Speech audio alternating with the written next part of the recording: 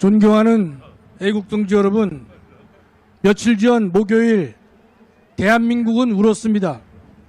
가슴을 치며 통곡했습니다. 이미 오래전 대한민국의 법치는 무너졌지만 쥐기어는 마지막 남은 법치의 불씨마저 짓밟아 뭉개버렸습니다. 구국의 심정으로 헌법이 부여한 권한을 행사했고 국헌 문란의 목적도 없었고 폭동이 일어난 적도 없는데 내란이라고 하는 것입니다. 직위원회 양심을 저버리고 건전한 상식에도 반하는 허접한 논리를 몇 가지 보겠습니다. 첫째, 공수처는 내란 수사권이 없음에도 있다고 하면서 공소 취소 당시의 입장을 변경하였고 직위원은 이재명에게 충성을 보였고 국가 반란 세력에게 굴복하였습니다.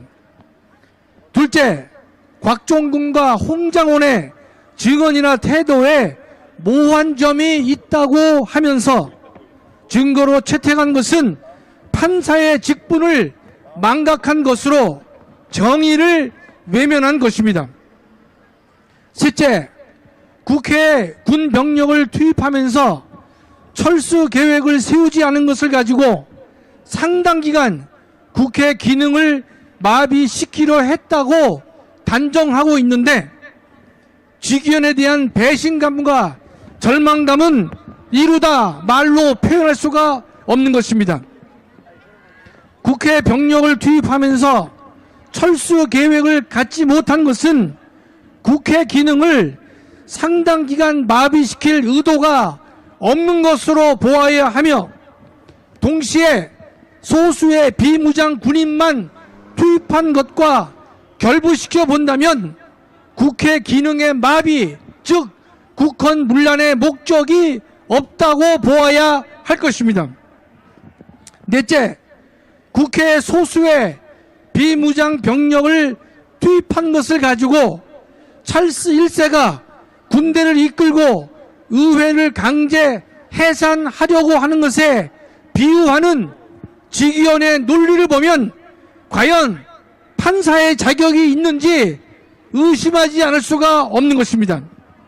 다섯째, 계엄은 2시간 반 만에 그쳤고 상당수 국민은 잠든 시간이어서 계엄이 발생했는지도 모르는 상황에서 비상계엄이 서울과 수도권 등에 평온을 해야 할 정도로 위력이 있다고 본 것은 건전한 상식에도 미치지 못한 것으로 직위원의 망상에 불과한 것입니다. 존경하는 애국동지 여러분, 자유로운 대한민국 땅 어디에도 지금 자유우파가 발붙일 곳이 없고 마음을 둘 데가 없습니다. 이재명의 반란 세력에 의해 대한민국의 자유민주 질서가 파괴되는 모습을 바라보고 있으려니 눈물이 앞을 가리고 가슴이 답답해서 하루 종일 아무것도 못하고 있습니다. 숨을 쉬어도 살아있는 것이 아닌 것입니다. 대한민국이 70년 넘게 만들고 갖고 온 자유와 정의가 하루아침에 맥없이 무너져 내리는 모습을 보니 심장이 터져 나갈 것 같은 분통이 터집니다.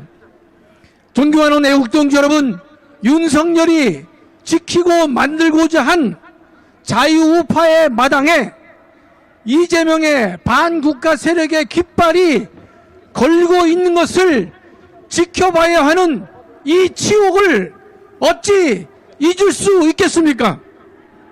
우리는 결코 이 치욕을 잊어서는 안 될 것입니다.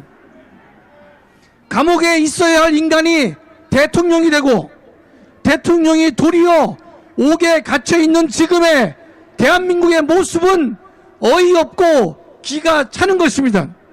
이런 세상을 산다는 것 자체가 부끄러워하지 합니다.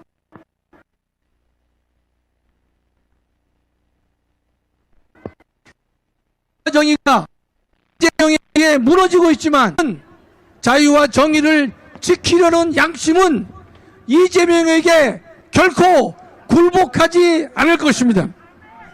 우리는 이재명에게 결코 굴복하지도 않을 것입니다. 오늘의 이 억울함이 쌓여 강물이 되고 바다가 될지언정 정의를 다시 되찾을 그날까지 오늘의 아픔을 결코 잊지 말아야 할 것입니다. 아니 결코 잊어서는 안 될 것입니다. 존경하는 애국동지 여러분, 광화문 고백교회가 주님 앞에 부르짖으면 하나님께서는 우리의 간절한 간구와 소망을 들어 응답해 주실 것을 확실히 믿고 있는 것입니다. 감사합니다.